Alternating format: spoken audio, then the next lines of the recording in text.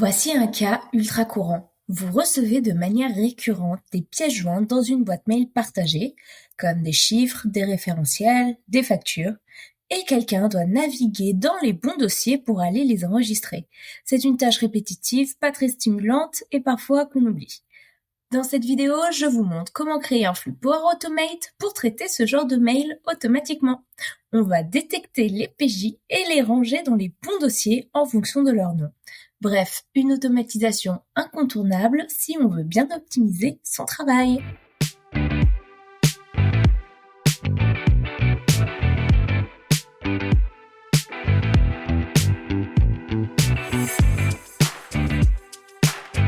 Voici le workflow qu'on va automatiser. Donc, il est assez basique. Un email va arriver dans une boîte mail partagée. Cet email contient N pièces jointes, ou pas du tout. Mais s'il contient des pièces jointes, il faut analyser le fichier pour voir si on va l'enregistrer dans le dossier Purchase ou le dossier Sales, qui sont tous les deux sur un SharePoint.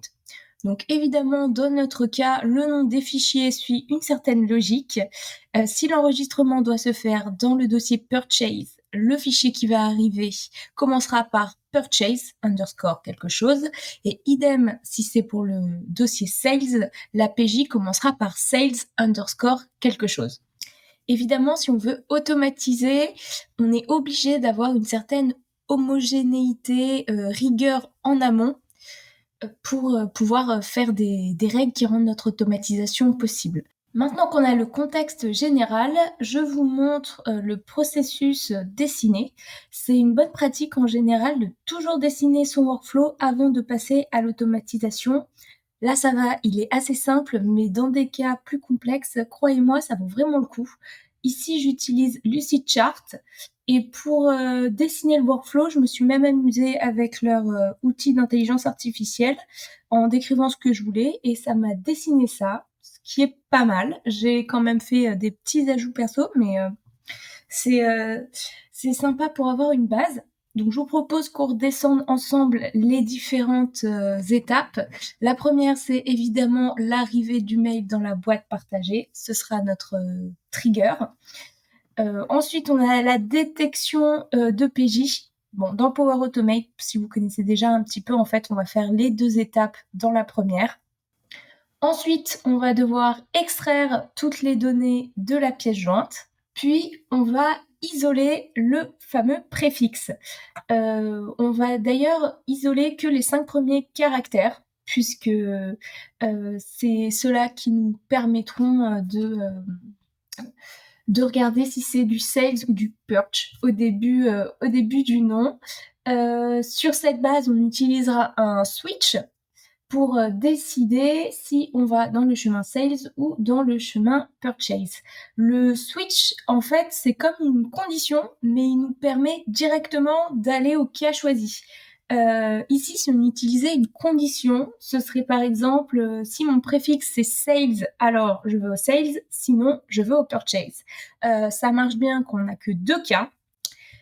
Ici, c'est le cas, mais si on pense avec une approche plus long terme de notre workflow, il n'est pas exclu que demain, l'équipe nous dise finalement, on a aussi les fichiers statistiques qu'il faut aussi enregistrer. Donc au moins, là, ça nous permettrait de rajouter une seule branche à notre switch et pas de devoir rajouter N conditions et que ça devienne une usine à gaz. Donc c'est parti, on va passer à l'étape dans Power Automate. Pour créer mon flux dans Power Automate, je vais dans Create et j'ai besoin d'un flux de cloud. Je vais lui donner un nom et mon trigger, ça va être when an email arrive, mais dans une share mailbox. C'est parti. J'ai bien mon trigger. Il faut que je lui soumette la mailbox dans laquelle ça va arriver. Là, elle s'appelle My Shared Mailbox. Et ensuite, vous vous souvenez, dans notre workflow sur Lucidchart, on voulait filtrer juste sur les pièces jointes. Ça sert à rien de faire tourner des flux sur des choses inutiles. Donc on va mettre only with attachment et on va mettre ah yes. Donc voilà notre première étape. Ensuite, souvenez-vous, dans notre workflow dessiné, on devait récupérer la pièce jointe. Et c'est get attachment. On va sélectionner l'ID du message entrant. Donc dans get attachment, on choisit l'ID du message entrant. Donc vous allez dans dynamic content et on va chercher l'ID, message ID, c'est celui-là qu'on veut. L'attachment ID, c'est toujours dans l'étape de notre trigger qu'on va la chercher. Attachment ID, parfait. Et vous voyez que là, on entre dans un for each, puisque Power Automate prévoit automatiquement le cas dans lequel il y aurait plusieurs pièces jointes. Et dans cette étape Get Attachment, il ne faut pas oublier de sélectionner Original Mailbox. Sinon, votre flux, en fait, va pas fonctionner si vous mettez pas la shared mailbox dans laquelle le mail arrive. Donc, pour chacune de ces pièces jointes, on va devoir regarder le nom du fichier et voir dans quel dossier l'enregistrer. Pour cela, on va utiliser notre switch. Et c'est dans l'étape de switch qu'on va matérialiser l'isolement des premiers caractères. Pour cela, on va dans le on et on va utiliser une fonction qui est qui est slice. On va utiliser un slice et sur le nom de la pièce jointe. Donc on veut le slice de l'index 0 à l'index 5 qui va nous permettre d'isoler les 5 premiers caractères. Hop, j'ajoute ça dans mon switch. Donc dans le switch, il y a déjà un cas par défaut. Celui-là, on le laissera vide. Ce sera quand le nom de la pièce jointe ne correspond à aucun de nos cas et il ne se passera rien. Ce qui nous va très bien. Sinon, on va faire notre case sales.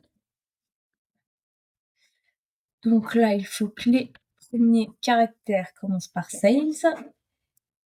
Et on va faire notre cas purchase.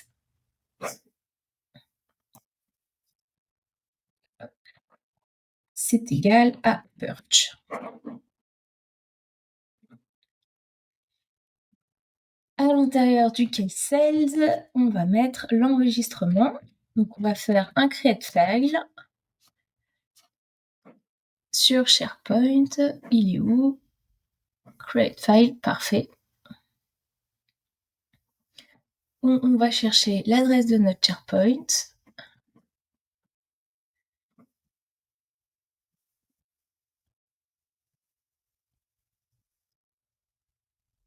Donc moi c'est dans Reporting que je l'ai mis. Et j'ai mon fameux dossier sales. Le file name, on reprendra exactement le nom de la pièce jointe. Et dans file content, on va mettre le contenu qu'on a aussi récupéré avec get attachment. C'est les content bytes. Ok, super. Vous pouvez mettre get file sales. Ça permet meilleure lisibilité. On va copier l'action. Hop. Et la mettre à côté. Create files, purchase. Hop, si vous voulez gagner du temps, on va juste modifier dans l'URL. Et c'est parti. Normalement, on est tout bon. On va enregistrer. C'est parti, on va tester le flow en manuel. Test. De mon côté, j'envoie le mail à la boîte partagée et on va attendre qu'il déclenche. Et tout s'est déroulé correctement.